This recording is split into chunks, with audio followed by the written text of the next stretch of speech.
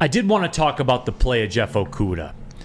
And as you guys know, as I've talked about a lot, and judging by Woodward Sports chat thread, was not alone in the assessment of I wasn't feeling very good about the whole Jeff Okudah thing.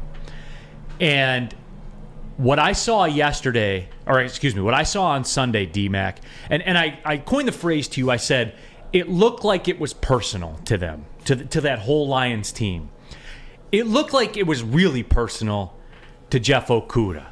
And he played with some swagger, and he played with emotion. And I remember saying earlier in the year, earlier in the summer, right? Remember when all those videos came out of him working out and everything like that? And I'm like, well, those are cute and everything, and those are good for social media and stuff like that. But how does it translate to playing? No matter how this ends up working out with Jeff Okudah, the one, as skeptical as I was, the one thing I always said was it's not his fault where he was drafted. Right. I always claim that. But number two, I did want to take the time to say this.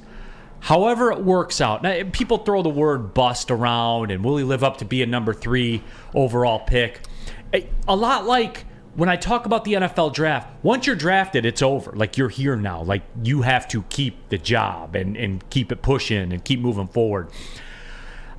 I would just like to say about Jeff Okudah is it was inspiring to see the way he played football on Sunday, to me personally, because I saw pain on his face. I saw pain in his play.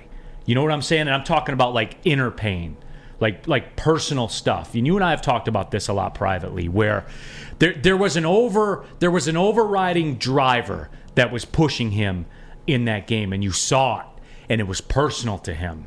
And no matter how it works out, if this is just a flash in the pan, what happened, if he's out of the league in 2 years, if he goes to the Pro Bowl, no matter how it works out, as it sits right now, you have to give him a ton of credit, because that experience that he went through would break a lot of people, D-Mac. Not athletes, would break people in their everyday lives. It has broken. It's broken a lot of people. Tons of people, and I think that at the end of the day, right, it's his availability. I think that the one thing, if you're going to break it down, he ends up on his rear end a lot, in the cutbacks, tackling. But here's the whole thing: is he's making plays, and they're putting him out there, and he's earning it. And the bottom line is he hasn't been given anything at all. Right, working through the injury in the off season and going out there, and you can tell maybe that's sort of on the defense, or we're always skeptical about our cornerback play and our secondary play and stuff like this.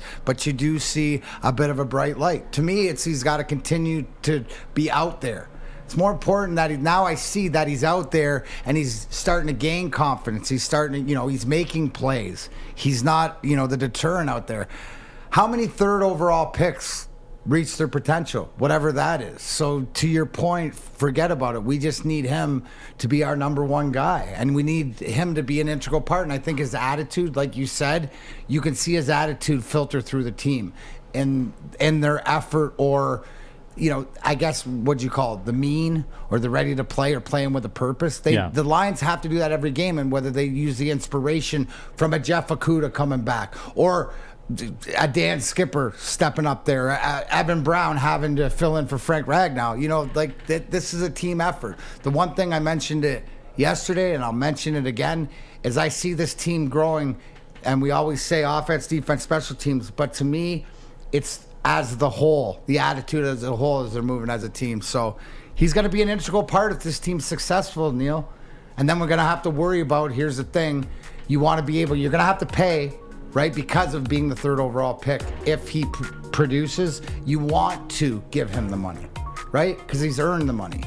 You want to be able to say, here, Jeff, you've earned it. You've come back and you've done it. I'm not there yet with him for the big contract, but if he continues like he has the first 2 games, he'll get it.